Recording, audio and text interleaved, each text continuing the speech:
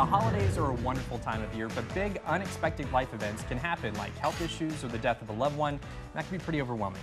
Yeah, and here to share more about how the services they provide from Hospice by John Knox Village, it's a psychosocial services manager, Roslyn. Chelliah, thank you so much for being here. Thanks for having me. Yeah. Absolutely. So, like we said, the holiday season, TV, social media, it makes it seem like it's the happiest time of the year, but it can actually be pretty challenging.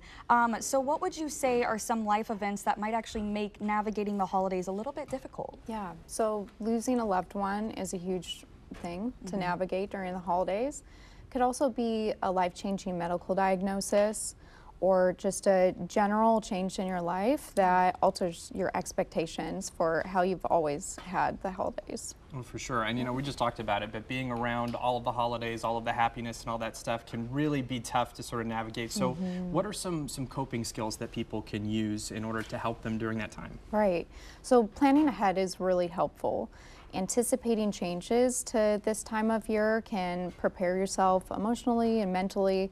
So let's say if you're at a holiday gathering and you are served a dish that your loved one enjoyed, that maybe a movie or a song comes on that was one of your shared favorites, you can plan ahead and anticipate, how you want to engage those things. You can give yourself permission to take a step back, maybe change things, be open to compromising, or maybe it's a time to indulge in that time and remember your loved one.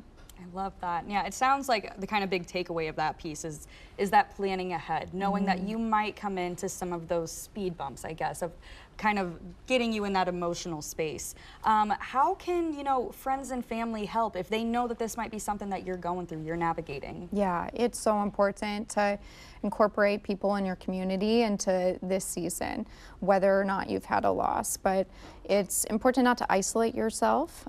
We're intended to live in community.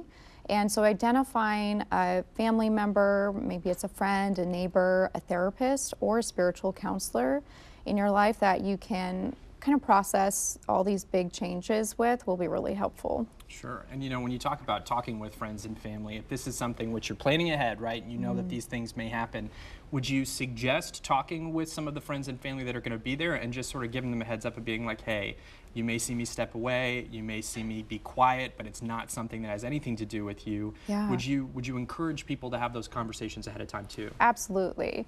I think kind of giving people a heads up, because usually loss doesn't just impact yourself. Even if it doesn't directly touch the people in your life, they're going to be impacted by what you're going through too. And most of the time those people want to walk alongside you and support you in whatever's most helpful. Yeah, and I want to bring this up because you guys have this, your Hope for the Holidays. Talk to us about this a little bit.